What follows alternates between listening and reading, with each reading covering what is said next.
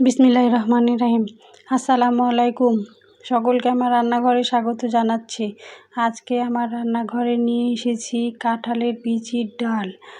অনেকেই কাঁঠালের বিচি খেতে হয় জানে না, কাঁঠালের বিচিটাকে ফেলে দেয়, কিন্তু এই কাঁঠালের বিচি ফেলে না দিয়ে যে সুন্দর ডাল রান্না করা যায়, এটা না করলে বুঝবেন না। আপনারা এই ভিডিও দেখে এভাবে ডাল রান্না করে খেয়ে দেখতে পারেন, খেতে দারুণ লাগে। এই যে কাঁঠালের বিচির ডাল রান্না করার জন্য এখানে আমি বিচিগুলোকে সুন্দর করে পরিষ্কার করে নিয়েছি। এখন প্রেশার কুকারে দিয়ে দিচ্ছি বিচিগুলো সিদ্ধ করে নেব। সেই জন্য এখানে আমি বিচিগুলোকে একদম সাদা করে পরিষ্কার করে নিয়েছি, একটা খোসা নেই, সম্পূর্ণ খোসা আমি ফেলে দিয়েছি। এখন প্রেশার কুকারে বিচিগুলো দিয়ে পরিমাপ মতো পানি দিয়ে এখন ঢাকনা লাগিয়ে গ্যাসের চুলায় আমি প্রেশার কুকার দিয়ে বসিয়ে সিদ্ধ করে নেব। এই যে আমার বিচিগুলো সিদ্ধ হয়ে গেছে। এখন আমি চামচ দিয়ে একটা বাটির মধ্যে সিদ্ধ করা বিচিগুলো তুলে নেব। পানি ঝরিয়ে ঝরিয়ে আমি এখন বিচিগুলো তুলে নিচ্ছি, দিয়ে এখন এগুলো শিলপাটায় বেটে নেব। এই যে শিলপাটায় বেটে নিচ্ছি। এগুলো আপনারা ইচ্ছা করলে শিলপাটায় বেটে নিতে পারেন বা হাত দিয়ে ম্যাশ করে নিতে পারেন, কিন্তু হাত দিয়ে ম্যাশ করে নিলে হয়তো কোনোটা গোটা গোটা থেকে যেতে পারে। এই জন্য আমি শিলপাটায় বেটে নিয়েছি। শিলপাটায় বেটে নেওয়াটাই আমার কাছে বেশি ভালো, সেজন্য শিলপাটায় বেটে নিয়েছি। বা আপনারা ব্লেন্ডারও ব্লেন্ড করে নিতে পারেন, আপনাদের ইচ্ছা, কিন্তু আমার কাছে শিলপাটায় ভালো লেগেছে তাই শিলপাটায় আমি বেটে নিয়েছি। এই যে একদম ম্যাশ করে আমি সুন্দর করে শিলপাটায় বেটে নিয়েছি। এখন একটা গামলার মধ্যে তুলে নেব। এই যে গামলায় তুলে নিয়েছি। এখন চুলায় কড়াই বসিয়ে কড়াইয়ে আমি পরিমাপ মতো পানি দিয়ে এখন এর মধ্যে আমি কাঁচামরিচ আর রসুন কুচি, পেঁয়াজ কুচি আর সামান্য লবণ দিয়ে আমি পানিটা ফোটার জন্য ঢাকা দিয়ে রেখে দেব।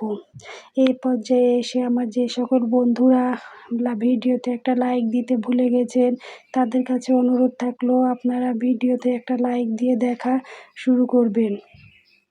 আর আমার ভিডিওর যদি কোনো অংশ আপনাদের ভালো লেগে যায় তাহলে আমার সঙ্গেই থেকে যেতে পারেন। ইউটিউব থেকে যারা দেখছেন তারা সাবস্ক্রাইব করে আমার সঙ্গে থেকে যেতে পারেন, আর যারা ফেসবুক থেকে দেখছেন তারা ফলো দিয়ে আমার সঙ্গে থেকে যেতে পারেন। আর যারা এই কাজটি করেছেন তাদেরকে অসংখ্য ধন্যবাদ। এই যে আমার পানিগুলো একদম ফুটে গেছে। আমি এখন বিচিগুলাকে একটু পানি দিয়ে মেখে রেখেছিলাম, সেটা এখন ফুটন্ত পানির মধ্যে দিয়ে দিলাম। দিয়ে এখন সুন্দর করে আমি পানির সঙ্গে এই বিচিগুলোকে একদম ম্যাশ করে মিশিয়ে নেব। এখন আমি এর মধ্যে হলুদ গুঁড়ো দিয়ে দিলাম। প্রথমে আমি হাফ চামচ হলুদ গুঁড়ো দিয়েছিলাম, তো একটু কম মনে হলো, এই জন্য আবার একটু হলুদ গুঁড়ো দিয়ে দিলাম। দিয়ে এখন সুন্দর করে আমি দেখেন ছেঁচকি দিয়ে নাড়াচাড়া করে একদম সবগুলো বিচি আমি পানির সঙ্গে মিশিয়ে নিয়েছি। এখন আমি এর মধ্যে সামান্য ধনে গুঁড়ো দিয়ে দিলাম। দিয়ে এখন এটা আবার মিশিয়ে নিয়ে যে দেখেন ডালটা আমার ফুটে গেছে। এখন নামিয়ে বাগার দিয়ে নেব। আমি কড়াই থেকে একটা গামলায় ঢেলে নিয়েছি, দিয়ে কড়াইয়ের মধ্যে পরিমাপ মতো সাদা তেল দিয়ে এখন এর মধ্যে রসুন কুচি, পেঁয়াজ কুচি দিয়ে দিলাম। আর কাঁচামরিচ আমি আগেও দিয়েছিলাম, এখন আবার 3টা কাঁচামরিচ দিয়ে দিলাম। দিয়ে এখন সুন্দর করে ভেজে নিচ্ছি।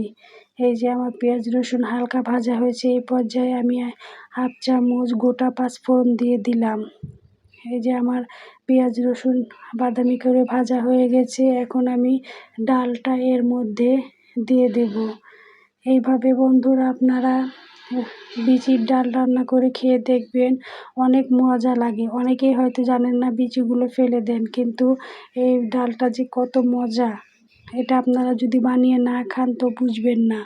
এই যে সবগুলো ডাল দিয়ে এখন আমি এর মধ্যে উপর থেকে সামান্য জিরা গুঁড়া ছড়িয়ে দেব।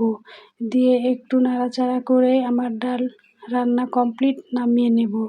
বন্ধুরা আপনাদের কাছে অনুরোধ থাকলো এভাবে আপনারা একবার ডাল রান্না করে খেয়ে দেখবেন। আর আমার ভিডিও যদি আপনাদের ভালো লাগে তো শেয়ার করে আমার সঙ্গেই থেকে যাবেন। ধন্যবাদ বন্ধুরা আমার ভিডিও দেখার জন্য।